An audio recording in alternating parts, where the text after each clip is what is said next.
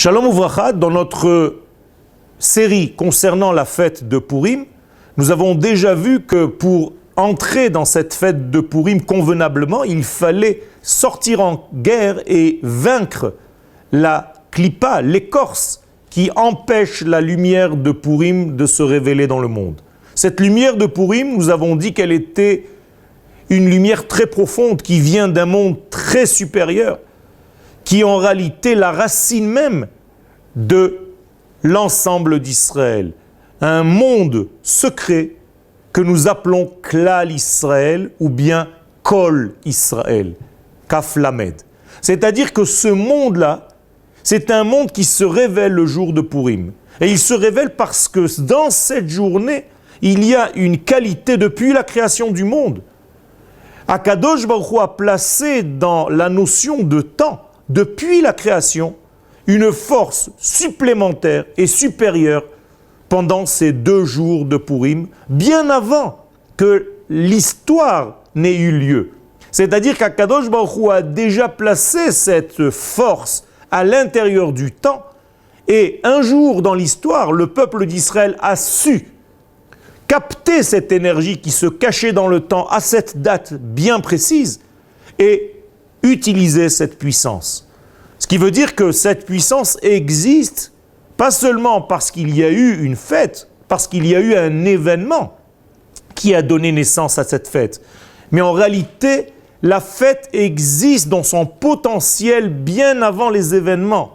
Et donc, quiconque sait sortir cette lumière de sa cachette, de son camouflage, de son degré secret, eh bien, ce degré se révèle à lui. Eh bien, sortir la lumière de son écorce, c'est justement le combat avec Amalek. Amalek représente donc l'écorce. Il faut donc casser cette écorce de Amalek pour sortir l'énergie qui se cache le jour de Purim. Et quelle est cette forme d'énergie? Elle est bien précise. Ce n'est pas une énergie qui est là et qui coule dans ce monde. C'est une énergie spéciale qui est justement reliée à la fin des temps.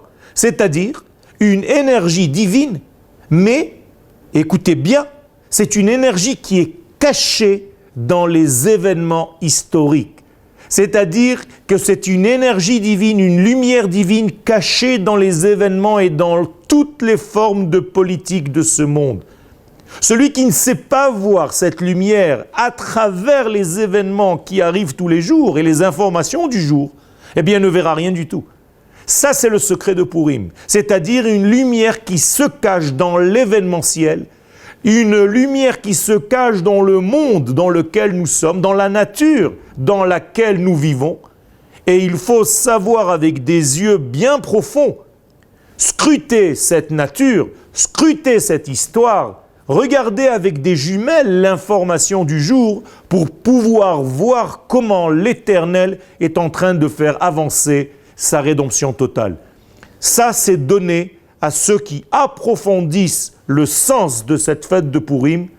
Je vous souhaite, je nous souhaite d'être parmi ceux qui savent appréhender le sens profond de cette fête magnifique. Toda Rabba.